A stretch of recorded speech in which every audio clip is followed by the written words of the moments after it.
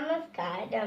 ബഹുമാനപ്പെട്ട head mistress sister Sujitha, സ്നേഹം നിറഞ്ഞ അധ്യാപകരെ, പ്രിയപ്പെട്ട കൂട്ടുകാരെ, ഞാൻ ഇന്നിവിടെ പറയാൻ പോകുന്നത് കേരളത്തിന്റെ ദേശീയോത്സവമായ ഓണത്തെ കുറിച്ചാണ്. ജാതി മത ഭേദമില്ലാതെ ജനങ്ങൾ ഒന്നടക്കം ആഘോഷിക്കുന്ന ഉത്സവമാണ് ഓണം.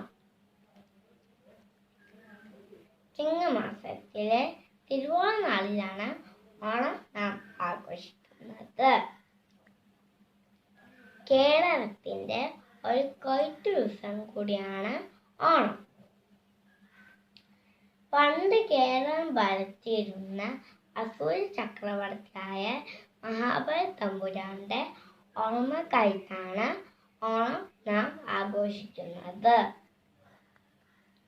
കുട്ടികൾ വീട്ടുമുറ്റത്ത് പൂക്കളും മുറിക്കും, പുതുവസ്ത്രങ്ങൾ അണിഞ്ഞും ഓണം ആഘോഷിക്കുന്നു.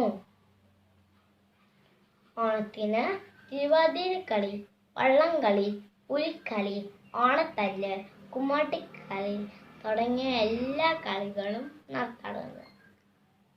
ഏവർക്കും എൻ്റെ ഹൃദയം നിറഞ്ഞ ഓണാശംസകൾ നേർന്നുകൊണ്ട് ഞാൻ എൻ്റെ വാക്കുകൾ നിർത്തുന്നു. നന്ദി, നമസ്കാരം.